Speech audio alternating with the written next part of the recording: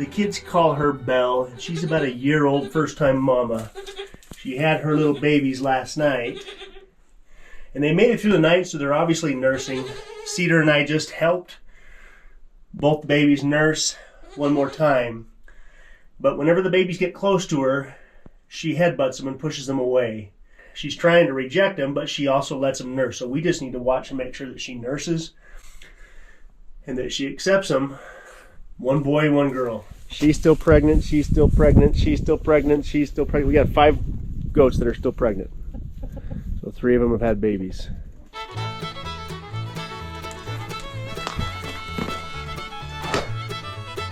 Here is 2 of cream puffs. One of your babies is over here. Want me to bring him to you?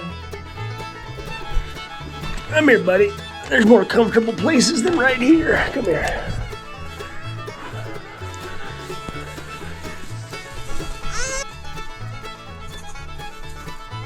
Looking for your mama?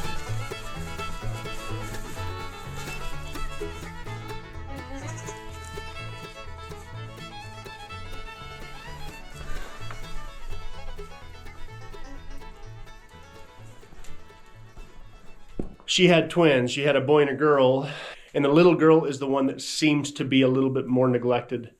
The little boys latched on a few times. I just got in there and helped the little girl latch on and drink, and she just drank until her belly was full for probably 3 or 4 minutes. And Mom let her do it, so I'm gonna get out of here. I don't know if you saw that or not. She's just not nice to that baby. She's trying to reject the boy. I'm gonna try and get him to nurse for a little bit here.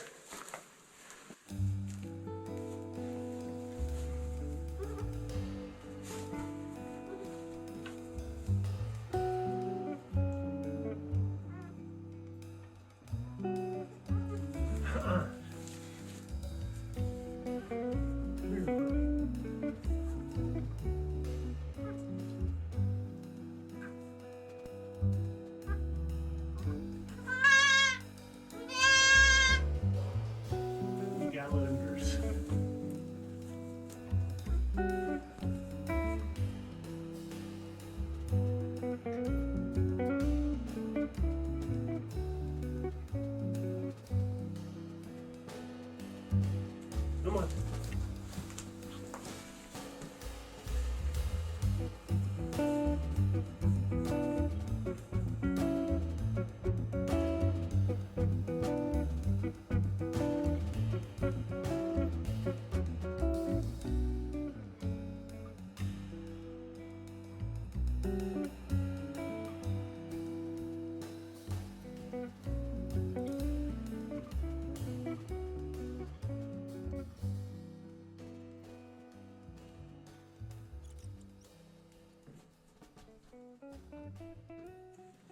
This one is the girl.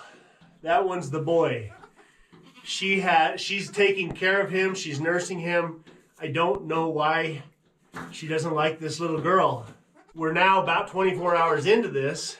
If I can get her to nurse for another day or so, she'll probably be okay, but I don't know why she's just so mean to her. It's amazing what a belly full of milk does for a little goat, though.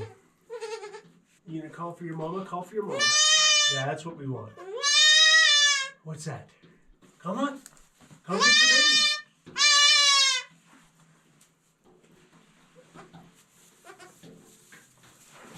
Clean that baby. That's your baby. Ah! No. Don't. Ah! Don't do it. No. Be nice. I got nothing to worry about when you're by my side.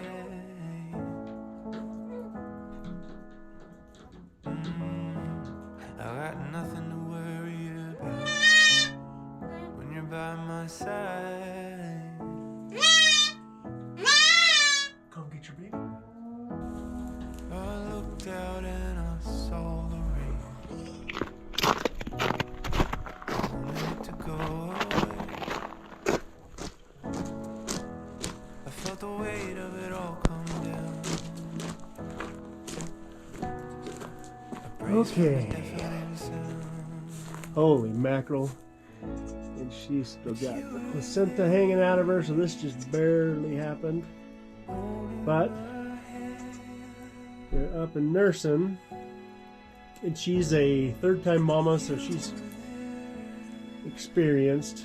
So I'm tempted just to leave her alone, but it is supposed to snow tomorrow, so 2 more babies. I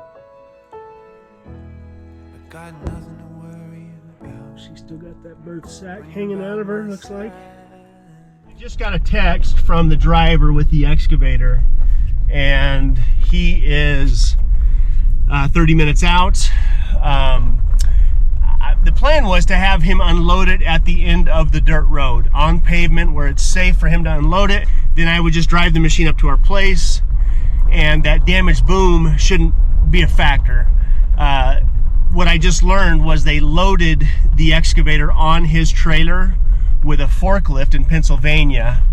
I think because he was concerned about not being able to control it, because his ramps were steep. I don't know, something like that. So I ran down to one of the local tractor dealerships. I'm friends with a bunch of guys that work there. I asked them if we could use their unloading dock if we need to, and that's a worst case scenario. So if we have to use the unloading dock, we can, and then I will have a friend of mine haul it to the end of the road. I have a friend that has a lowboy trailer here in town that can help me with that, but I'm hoping I can talk I'm hoping, number one, that the excavator is what I think it is. I bought the excavator through pictures. I called the dealership. They told me what they knew about it. They said it moved. They said it drove. It had 4,000 hours on it, but it had the damaged boom. So above and beyond that, you know, this is the gamble, I suppose, with buying stuff online. But I'm fairly confident that it is what it is. And again, I got it for the right price, even after shipping and tax. I'm still doing okay, but I need to get it up to my place so I can start figuring out what we need to do to get it fixed.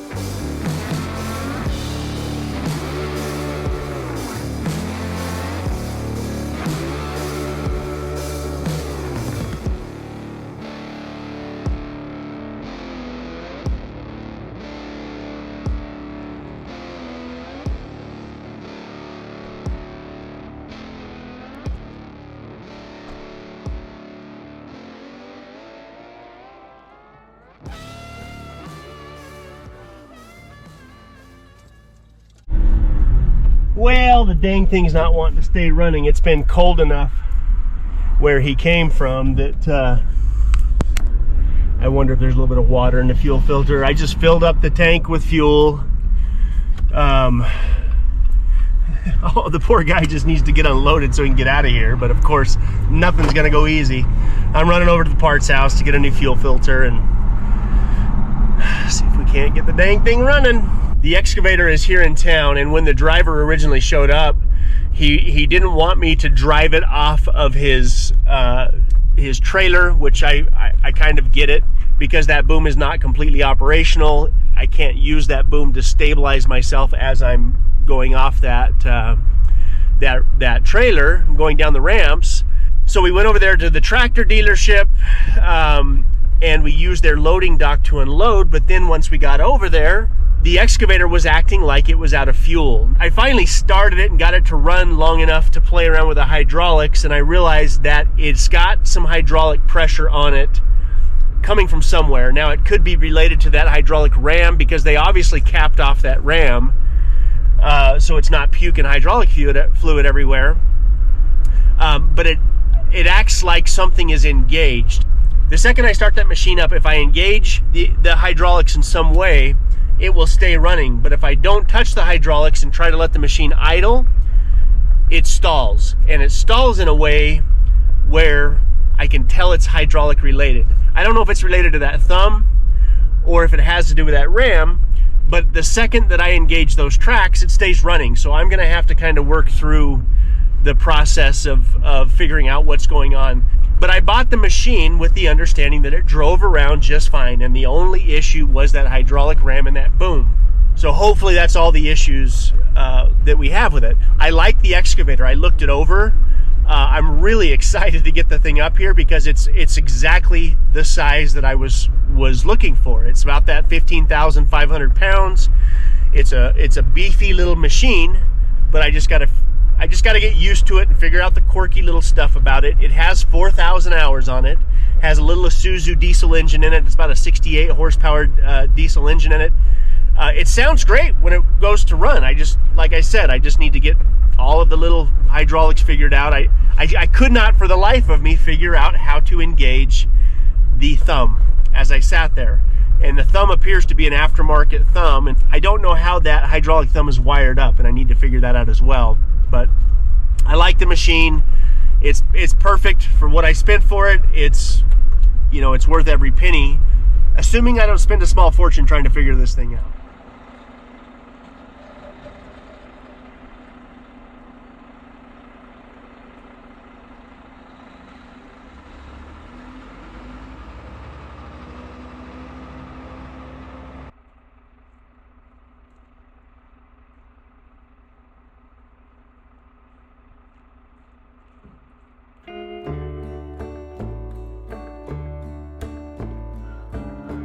When the sun's going down, no stars in the sky,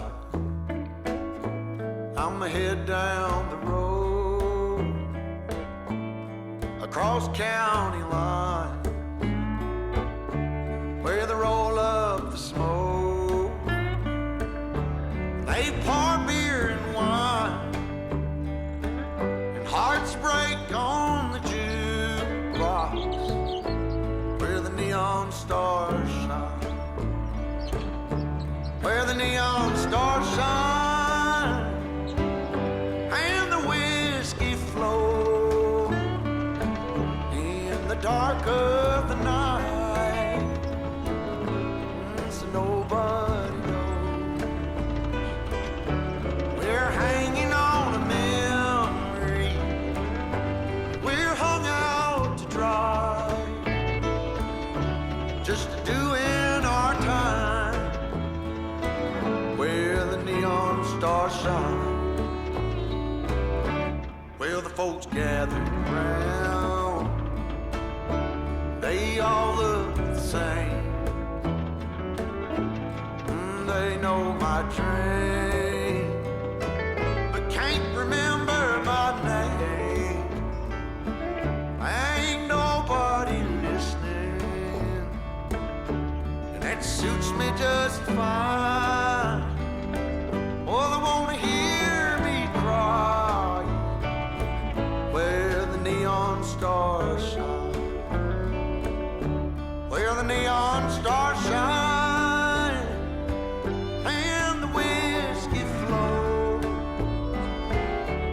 in the dark of the night, so nobody knows.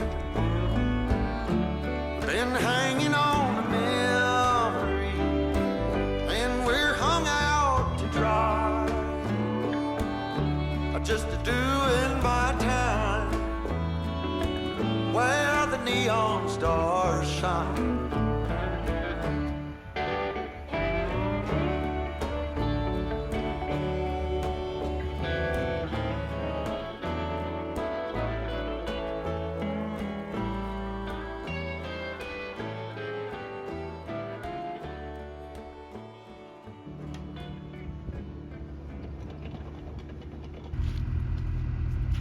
Happy Valentine's Day. Yeah, I'm telling you, I'm more excited, especially now that it's up here.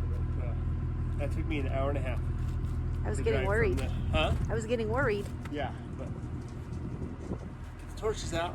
I'm excited.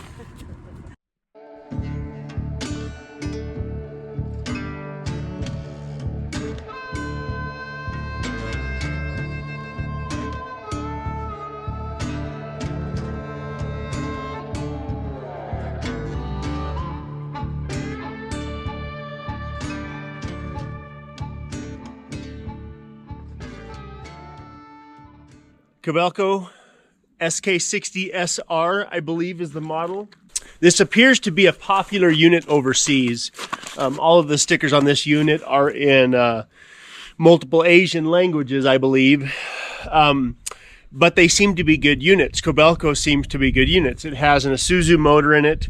It's a real beefy basic unit. It comes in just shy of about 16,000 pounds. It's exactly what I was looking for. It does not have the counterweight. I first found this excavator on eBay a few months back, and they were asking, I believe, right around $24,000. And I felt like that was a little bit much with the damage that it had. If I have to get a new ram made, it could cost me as much as $5,000 or $6,000. I'm hoping I can find a used one off a different machine that we can make work on this. But because of finding it on eBay, I went ahead and contacted the dealership in Pennsylvania that had it. I was prepared to offer them as much as $19,000.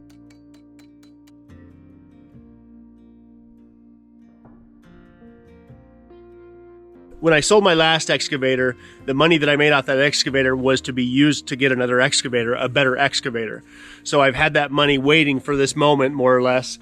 And I had a certain amount of money that I was willing to spend, taking into consideration that that boom needed to be repaired and the hydraulic ram would have to be replaced. To me, this is probably a $30,000 to $35,000 excavator right here in this market. 4,100 hours.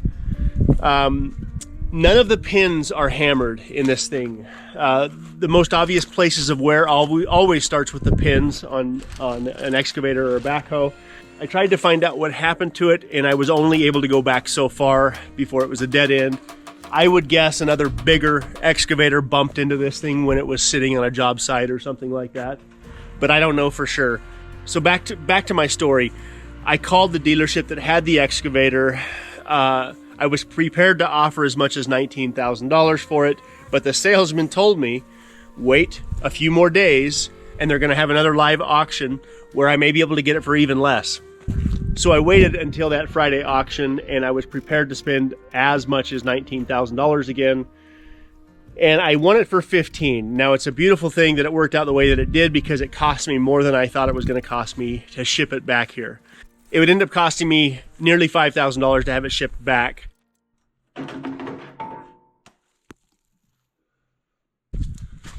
Here's the other end of the hydraulic ram.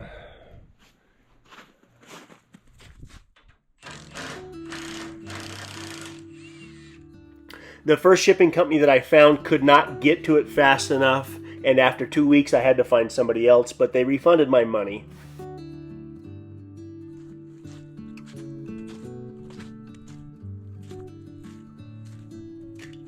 So I can see that those two ears are a bit like this, which means when I drive that pin in there, there's way more friction on there than there should be. I need to start with that top plate and get the boom straight and square first. And the only way I see doing that is by cutting that whole smashed up section out, going down and getting a new piece to weld back in there.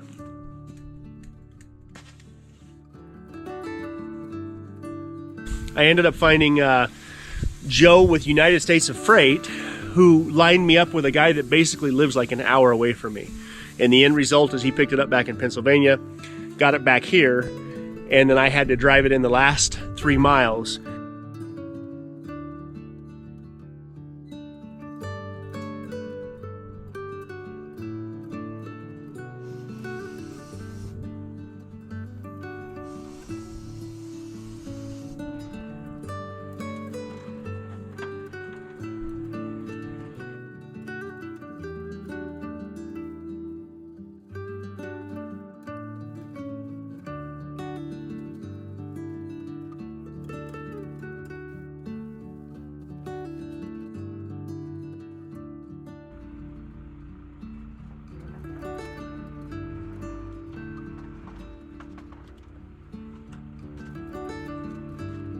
This might be 2 to 3 inches out of square. It's been pushed over. So I'm going to find a point up on top to start cutting from. Then I'm going to cut that entire top plate out first. And that's as far as I'm going to go until I get this pushed back over. Once that top plate has been replaced, then I'm going to start cutting the sides out. I want to hear that truck truck to get it all put back together. I'll here to start.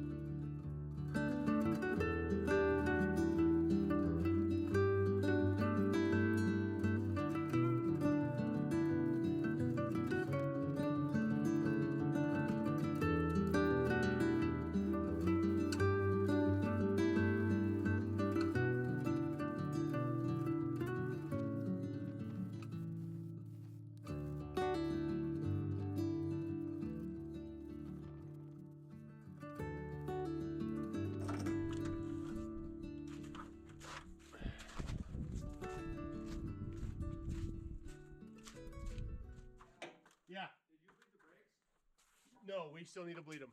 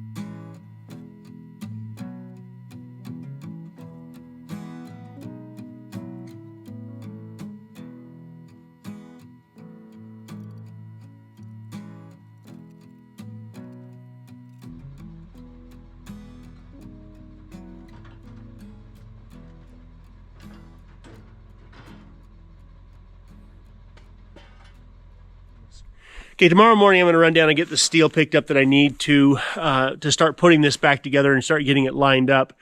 And I just remembered that our local scrapyard has a couple of excavators sitting there. And I'm going to measure the rams. I can't imagine the ram is going to be the right ram, but they've got some sitting there. So I'm going to pull some measurements off the ram that I have. It should be a fairly standard ram. Once I get the stroke dimensions on it and the pin size, I can start calling around, seeing who has a ram closest to me, and hopefully get one shipped in. So it's really not going to take that long, I don't think, to get this fabrication done. It's going to take longer to find that ram. So hopefully the next video is going to be all about getting it put back together fabrication wise, and also the underground chicken coop. I'm still working on that.